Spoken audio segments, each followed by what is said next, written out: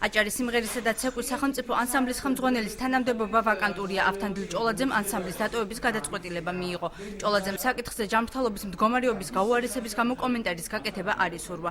აჭარის განათლების, კულტურისა და სპორტის მინისტრის მოადგილის ვლადიმერ მგალობლიშვილის თქმით, გადაწყვეტილება სამინისტრომ ავთანდილ ჭოლაძესთან კონსულტაციის შემდეგ მიიღო და იგი სხვა საპასუხისმგებლო თანამდებობაზე დაინიშნება. ბატონი ავთანდილი გადადის სხვა მაღალ პასუხისმგებელ თანამდებობაზე უახლოეს დღეებში. აქვს ინფორმაცია, რომ განათლების სამინისტროდან იყო მითითებები, რომ დირექტორს განცხადება დაეწერა განათლების შესახებ. ეს იყო ერთობლივი გადაწყვეტილება.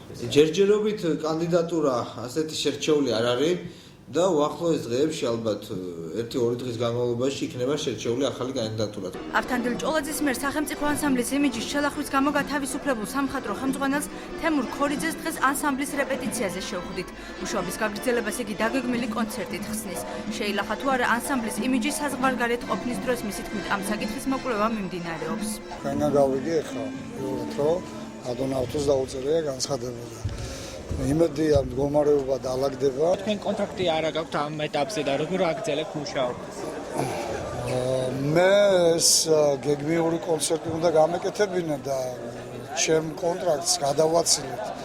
იმიტომ რომ თეატრი იყო თვითონ დაგავებული და ალბათ გარკვეულწილად ამით ავხსნიდი აი კონცერტის ჩატარება ცოტა მოგვიანებით ხდება. რის საფუძველზე განაგრძობს მუშაობას გათავისუფლებული სამხატვრო ხელმძღვანელი ამ კითხვაზე განათლების მინისტრის მოადგილე ვლადიმერ მგალობლიშვილი ამბობს, რომ თემურ ქორიძე დაგეგმილი კონცერტის წინ რეპეტიციებს ანაზღაურების გარეშე ატარებს. 18-ში არის საანგარიშო კონცერტი, 1 წლის განმავლობაში მათ ესე ვთქვათ რეპეტიციას უწევდა ყოფილი სამხატვრო ხელმძღვანელი და ბუნებრივია ჩვენ ვერ ჩამოვართვეთ მას უფლებას, რომ დაესწროს აღნიშნულ რეპეტიციებს, თან ეს მისი მხრიდან ხდება უსასყიდლო და ის ამაში ამ თვეში ესე ვთქვათ ანაზღაურებას არ მიიღებს. აჭარის სიმღერისა და ცეკვის სახელმწიფო ანსამბლის ხელმძღვანელს აჭარის მთავრობის თავმჯდომარე ნიშნავს. ის დაამტკიცებს არჩილ ხაბაძე აღნიშნულ თანამდებობაზე ეს უახლოეს დღეებში გახდება ცნობილი. ხაბაძემ აღნიშნულთან დაკავშირებით კომენტარი არ გააკეთა.